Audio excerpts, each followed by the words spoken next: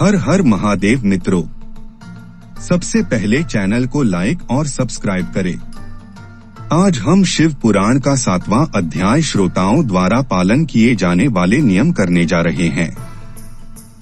सूत जी बोले, शौनक, शिव पुराण सुनने का व्रत लेने वाले पुरुषों के लिए जो नियम हैं, उन्हें भक्तिपूर्वक सुनो। शिव पुराण की पुण्यमय कथा नियम पूर्वक सुनने से बिना किसी विघ्न बाधा के उत्तम फल की प्राप्ति होती है। दीक्षा रहित मनुष्य को कथा सुनने का अधिकार नहीं है। अत पहले वक्ता से दीक्षा ग्रहण करनी चाहिए। नियम पूर्वक कथा सुनने वाले मनुष्य को ब्रह्मचर्य का अच्छी तरह से पालन करना चाहिए। उसे भूमि पर सोना चाहिए, पत्तल में खाना चाहिए तथा कथा समाप्त होने पर ही अन्न ग्रहण करना चाहिए। समर्थ मनुष्य को शुद्ध भाव से शिव पुराण की कथा की समाप्ति तक उपवास रखना चाहिए और एक ही बार भोजन करना चाहिए। गरिष्ठ अन्न, दाल, जला अन्न, सेम, मसूर तथा बासी अन्न नहीं खाना चाहिए। जिसने कथा का व्रत ले रखा हो, उसे प्याज, लहसुन, हींग, गाजर, मादक वस्तु तथा आमिष कही जाने वाली वस्तुओं को त्याग देना चाहिए। ऐसा मनुष्य प्रतिदिन सत्य, शौच, दया, मौन, सरलता, विनयता, हार्दिक उदारता आदि सद्गुणों को अपनाए तथा साधु संतों की निंदा का त्याग कर नियम पूर्वक कथा सुने। सकाम मनुष्य इस कथा के प्रभाव से अपनी अभीष्ट कामना प्राप्त करता है और निष्काम मोक्ष प्राप्त करता है। सभी स्त्री पुरुषों को विधि विधान से शिव पुराण की उत्तम कथा को सुनना चाहिए। महर्षि, शिव पुराण की समाप्ति पर श्रोताओं को भक्तिपूर्वक भगवान शिव की पूजा की तरह पुराण पुस्तक की पूजा भी करनी चाहिए तथा इसके पश्चात विधि पूर्वक वक्ता का भी पूजन करना चाहिए। पुस्तक को रखने के लिए नया और सुंदर बस्ता बनाएं।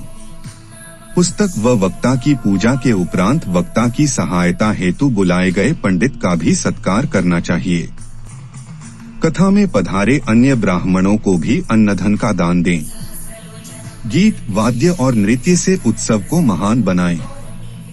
विरक्त मनुष्य को कथा समाप्ति पर गीता का पाठ करना चाहिए तथा गृहस्थ को श्रवण कर्म की शांति हेतु होम करना चाहिए। होम रुद्र संहिता के श्लोकों द्वारा अथवा गायत्री मंत्र के द्वारा करें। यदि हवन करने में असमर्थ हो तो भक्ति पूर्वक शिव सहस्र नाम का पाठ करें। कथा श्रवण संबंधी व्रत की पूर्णता के लिए शहद से बनी खीर का भोजन 11 ब्राह्मणों को कराकर उन्हें दक्षिणा दें। समृद्ध मनुष्य 3 तोले सोने का एक सुंदर सिंहासन बनाए और उसके ऊपर लिखी अथवा लिखाई हुई शिव पुराण की लिखी पोथी विधि पूर्वक स्थापित करें तथा पूजा करके दक्षिणा चढ़ाएं। फिर आचार्य का वस्त्र, आभूषण एवं गंध से पूजन करके दक्षिणा सहित वह पुस्तक उन्हें भेंट कर दें।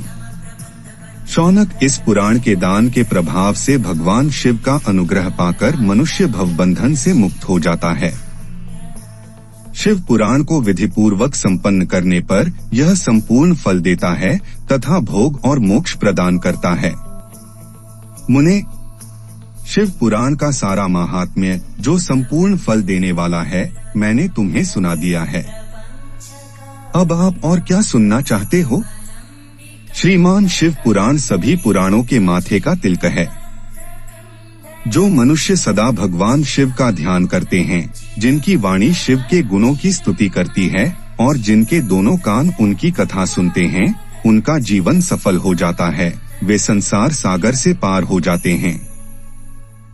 ऐसे लोग इहलोक और परलोक में सदा सुखी रहते हैं।